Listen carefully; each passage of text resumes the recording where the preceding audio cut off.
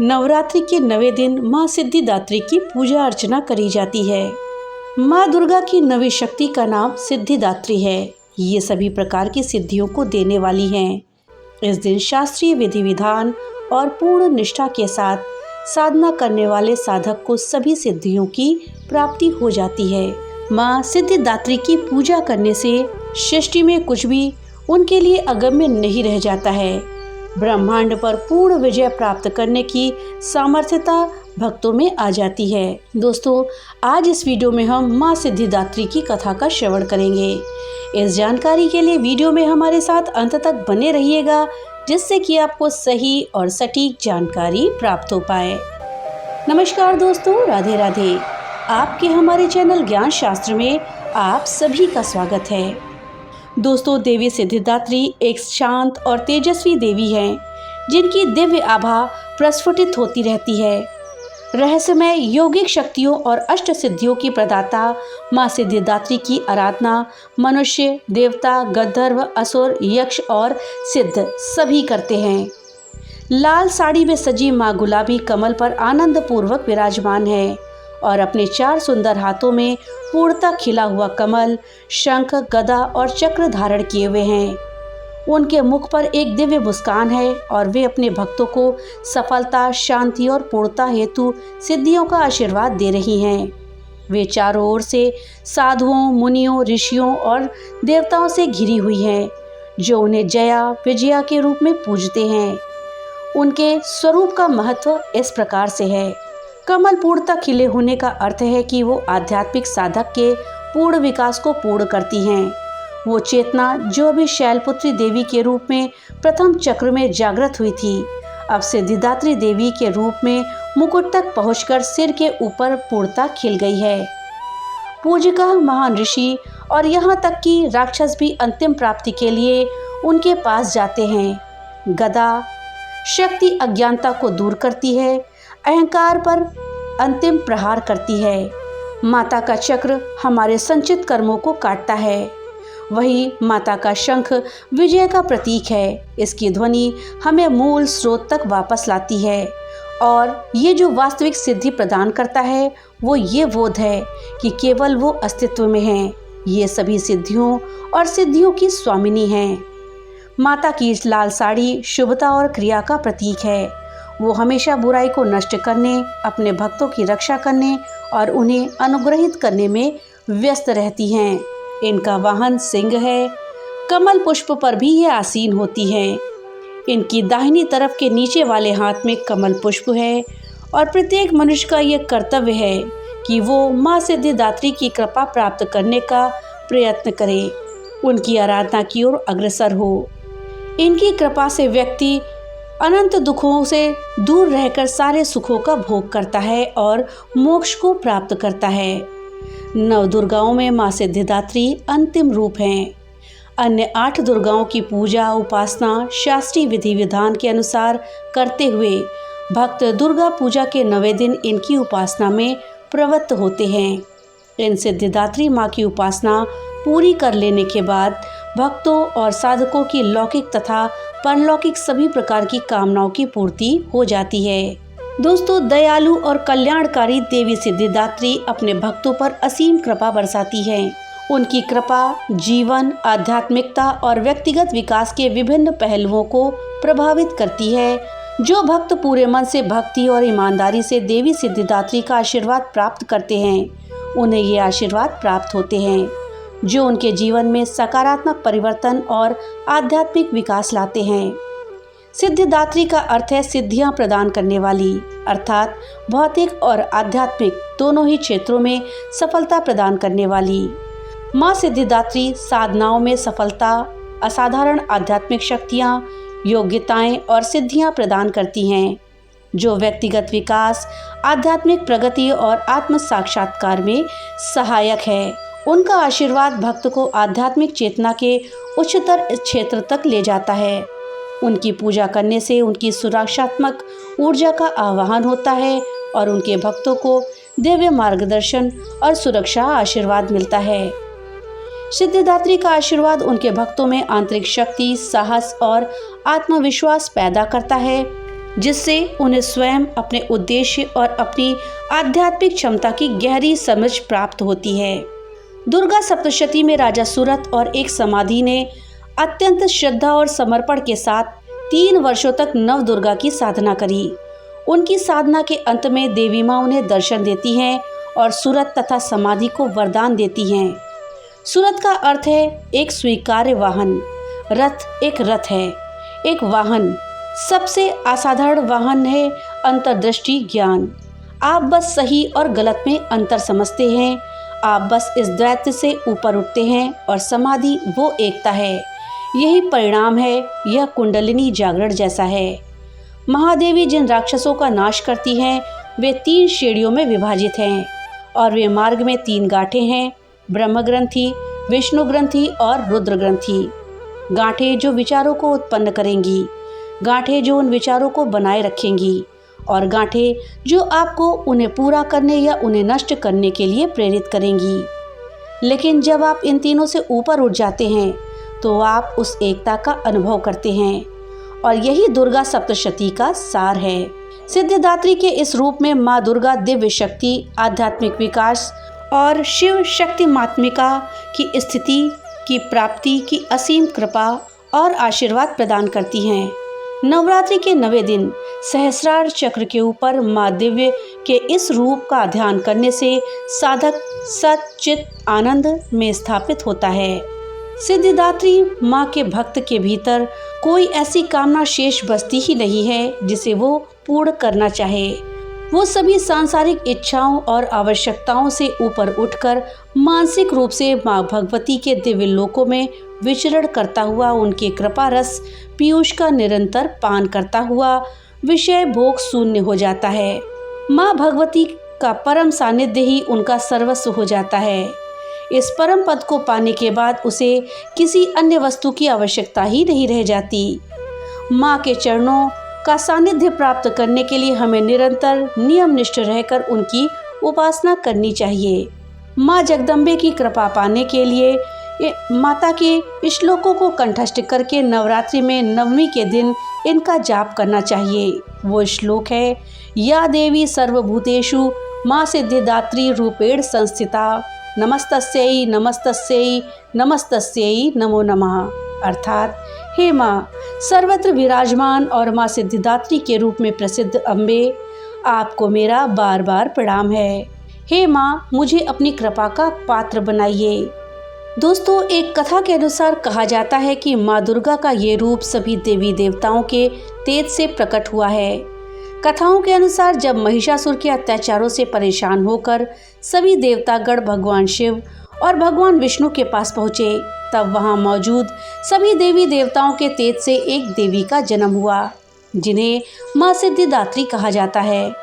माँ सिद्धिदात्री केवल शक्ति का प्रतीक नहीं बल्कि संपूर्ण ब्रह्मांड की संतुलनकारी भी हैं। माँ सिद्धिदात्री का वाहन सिंह और माँ कमल पर विराजमान है। माँ सिद्धिदात्री को प्रसन्न करने के लिए उन्हें शुद्ध और सात्विक चीजों का भोग अर्पित किया जाता है। 9वें दिन के लिए विशेष भोग का महत्व होता है क्योंकि ये नवरात्रि का अंतिम और सबसे पवित्र दिन माना जाता है। इस दिन माता सिद्धिदात्री को भोग में हलवा, पूरी, चना, खीर, नारियल और मौसमी फल अर्पित करने चाहिए। देवी माँ को ये चीज़ें अर्पित करने से सभी मनोकामनाओं की पूर्ति होती है। माता को हलवा, पूरी, काले चने, मौसमी फल, खीर और नारियल का भोग लगाते समय ओम सिद्धिदात्रये नमः या हीं क्लीं ए सिद्धये नमः मंत्र का जाप करना शुभ माना जाता है। माता सिद्धिदात्री का प्रिय पुष्प चंपा और गुड़हल का फूल है। नवदुर्गा के चौथे स्वरूप देवी कुष्मांडा की कथा में हमने जाना था कि कैसे देवी कुष्मांडा ने अपनी मात्र मंद मुस्कान से संपूर्ण ब्रह्मांड की रचना करी थी। उन्होंने महाशक्तियों की रचना करी, महाकाली, महालक्ष्मी और महासरस्वती। इन महाशक्तियों से उन्होंने काल चक्र को गतिमान रखने के लिए त्रिदेवों और उनकी पत्नियों की रचना करी। माँ कुष्मांडा द्वारा त्रिदेवों की रचना करने के बाद भगवान शिव ने सृष्टि में अपनी भूमिका निभाने के लिए गहन साधना करी। फिर माँ कुष्मांडा ने देवी सिद्धिदात्री नामक एक और देवी की रचना करी जिन्होंने कृपा पूर्वक भगवान शिव को न केवल 8 सिद्धियां बल्कि कुल 18 सिद्धियां प्रदान करी। इन सिद्धियों में प्रारंभिक 8 सिद्धियां, साथ ही भगवान कृष्ण द्वारा परिभाषित 10 अतिरिक्त सिद्धियां भी हैं। इन 8 सिद्धियों में पहली है अनिमा, अर्थात असीम रूप से छोटा हो जाने या स्वयं को छोटा कर लेने की क्षमता। दूसरी है महिमा, अर्थात असीम रूप से बड़ा बनने या अपने आकार का विस्तार करने की क्षमता। तीसरी सिद्धि है गरिमा, अर्थात अत्यधिक भारी हो जाने या अपना वजन बढ़ाने की शक्ति। चौथी है लघिमा, जिसमें अत्यंत हल्का हो जाने या अपना वजन कर लेने की क्षमता हो जाती है। अगली है प्राप्ति, अर्थात इच्छित वस्तु प्राप्त करने या इच्छानुसार किसी भी स्थान पर पहुंचने की शक्ति प्राप्ति कहलाती है। किसी भी इच्छा या आकांक्षा को पूरा करने की क्षमता पराकाम्य कहलाती है। वहीं सभी भौतिक तत्वों या प्राकृतिक शक्तियों को नियंत्रित करने की क्षमता ईशत्व कहलाती है और किसी पर भी प्रभाव डालने की क्षमता वशित्व कहलाती है। दोस्तों, हमारे धर्म ग्रंथों में कुछ उपसिद्धियां का भी उल्लेख किया गया है, जैसे दूर श्रवण या दूरदर्शन इत्यादि। इनका अर्थ है अवचेतन मन में उस अवस्था को प्राप्त करना जहां आप महसूस कर सकते हैं कि दूसरे व्यक्ति के मन में क्या चल रहा है। इसके बाद भगवान ब्रह्मा ने सृष्टि कार्य आरंभ करने के लिए उनसे मार्गदर्शन हेतु प्रार्थना करी। ब्रह्मांड की रचना हेतु दिव्य मिलन के एक गहन कार्य में निराकार आदि पराशक्ति शिव के शरीर के बाएं भाग से मां सिद्धिदात्री के रूप में प्रकट हुई और शिव व शक्ति अर्धनारीश्वर के उभयलिंगी रूप में विलीन हो गए, जिससे भगवान ब्रह्मा को ये संकेत मिला कि नर और नारी ऊर्जाओं का मिलन ही समस्त सृष्टि का अंकुर बीज है। मां सिद्धिदात्री ने भगवान ब्रह्मा और भगवान विष्णु को 8 सिद्धियां प्रदान करी, जिससे भगवान ब्रह्मा सृष्टि के रचयिता और भगवान विष्णु ब्रह्मांड के संरक्षक की भूमिका निभाने में सक्षम हुए। दोस्तों, चलिए मां सिद्धिदात्री के प्रादुर्भाव का गूढ़ अर्थ जानते हैं। ये सिद्धियां सूक्ष्म स्तर पर संभव हैं, भौतिक स्तर पर नहीं। आत्मशक्ति, आत्म अनुशासन की सिद्धि विद्यमान है। शुद्धि सिद्धि की ओर ले जाती है और शुद्धि केवल साधना द्वारा ही संभव है। इस प्रक्रिया की याद दिलाने के लिए सबसे पहले हम प्रेरित हुए पवित्र शास्त्रों को सीखने के लिए और साधना का अभ्यास करने के लिए, ताकि हम स्वयं को इस प्रकार शुद्ध कर सकें कि हमारे सभी कर्म तपस्या बन जाए, जिसमें हमारी प्रेरणा शैलपुत्री हैं, पवित्र शास्त्र ब्रह्मचारिणी देवी और साधना है देवी चंद्रघंटा। हमारे कर्म तपस्या देवी कुष्मांडा हैं। तप करने पर हमारी दिव्यता अर्थात स्कंद माता को पोषित करने के लिए सहायता प्राप्त होती है, जिससे हम अपने वास्तविक रूप यानी देवी कात्यायनी की शुद्धता का अनुभव करने में सक्षम हो जाते हैं। फिर हमारी आध्यात्मिक यात्रा में सही समय पर जब हम परिपक्व और तैयार हो जाते हैं तो हमारा स्वार्थी अहंकार नष्ट हो जाता है। स्वार्थी अहंकार कालरात्रि देवी हैं और उनके स्थान पर उज्जवल और दिव्य प्रकाश महागौरी आ जाता है। अंततः जब हमारा मन पूर्णतः परिपक्व हो जाता है और हम अतिरिक्त जिम्मेदारियां उठाने के लिए तैयार हो जाते हैं, तब हम पूर्णतः मां सिद्धिदात्री देवी का अनुभव करते हैं। जब हम नवे चरण पर पहुंचते हैं तो हमारी जिम्मेदारियां स्वाभाविक रूप से बढ़ जाती हैं।